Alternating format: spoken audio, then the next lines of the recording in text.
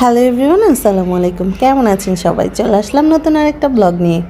তো আফরাজকে দেখতে পাচ্ছেন, সে প্রতিদিন স্কুলে যাওয়ার সময় তার এই ছোট্ট একটু ক্লিপ আমি নিই, কারণ আমার খুব ভালো লাগে যখন আফরাজকে স্কুলে নিয়ে যাই, সে টুকটুক করে কথাগুলো বলে যায়, আমার কাছে ভীষণ ভালো লাগে।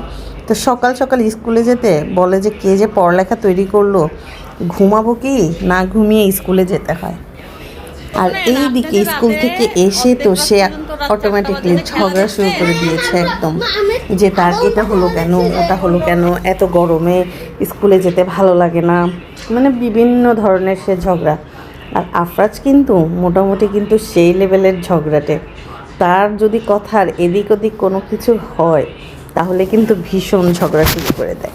তো যাই হোক, আফরাজের সঙ্গে কিছুক্ষণ দুষ্টুমি টুষ্টুমি করলাম, করা টরা শেষ হলো।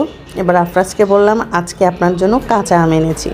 আর আফরাজ কিন্তু কাঁচা আমটা ভীষণ পছন্দ করে, অ্যান্ড সে কাঁচা আমের কথা শুনে তাড়াতাড়ি ড্রেস চেঞ্জ করে একদম নিজেই মশলা টশলা মেখে তারপরে খেলো।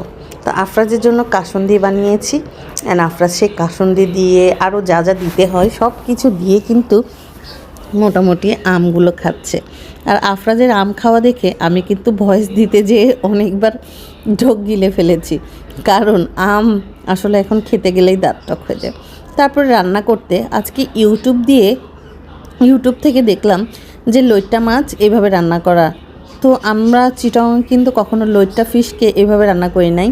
তো আজকে আমি এভাবে ট্রাই করলাম, একেবারে আলু 2টা কুচায়, তারপরে হচ্ছে কাঁচামরিচ, পেঁয়াজ, আদা বাটা, রসুন বাটা, কাঁচা ধনিয়া পাতা, টমেটো সব কিছু দিয়ে একেবারে বসালাম। মোটামুটি খারাপ লাগে নাই, ভালো লাগছে। তারপরে বিকেলবেলা আকাশটা কেমন যেন মেঘলা মেঘলা ছিল, ভাবলাম আজকে একটু ছোলা, তারপর হচ্ছে পেঁয়াজু এগুলো তৈরি করি। তো ঝটপট করে সব ওগুলো সিদ্ধ দিয়ে দিলাম, ডালটাকেও ভিজিয়ে নিলাম, তারপরে এগুলোকে ব্লেন্ড করে তারপর পেঁয়াজও তৈরি করব। আর কেন যেন এই খাবারটা খুব খেতে ইচ্ছা করছিল। তো যাই হোক, মাশাল্লাহ খুব স্পাইসি করে আজকে ছোলাটা বানিয়েছি, যে সন্ধ্যার নাস্তায় এগুলো খাবো। তো ভালোই লেগেছিল।